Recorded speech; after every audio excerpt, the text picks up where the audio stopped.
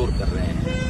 तो ये जो तानाशाह सरकार चल रही है इसको उखाड़ फेंकने का समय आ गया है।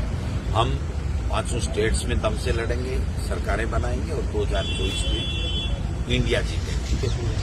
मोदी जी आज तक तो कुछ देख के गए नहीं, 5-6 सभाएं हुई जो फ्लो।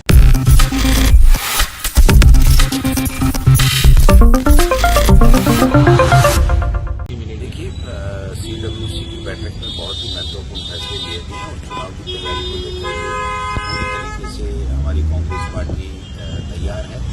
जो 4-5 स्टेट्स के जो चुनाव हो रहे हैं उसके बारे में फीडबैक लिया गया, कैसी तैयारियां चल रही हैं उसके बारे में चर्चा की गई।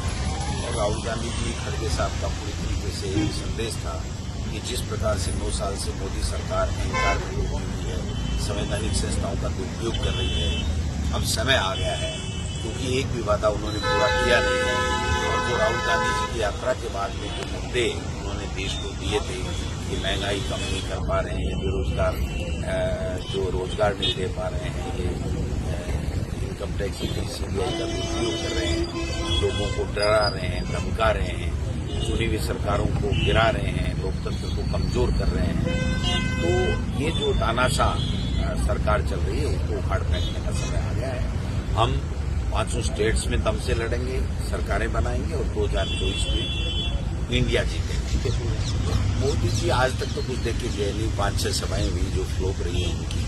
आप सीकर की देख लीजिए, अजमेर की देख लीजिए, और हमारी सभाओं में लोग आ रहे हैं, उनके में उनकी फूट उजागर हो रही है। आपस में उनमें कोई सामंजस्य नहीं है, जनता का उनको कोई सरोकार नहीं है।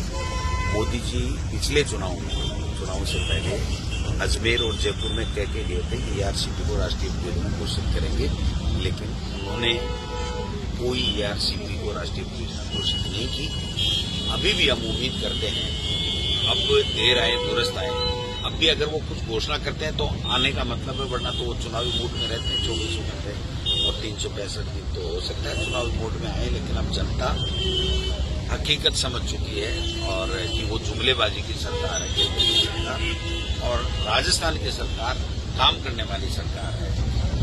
क्योंकि लोग ये कहते हैं काम किया दिल से, कांग्रेस सरकार दिल से।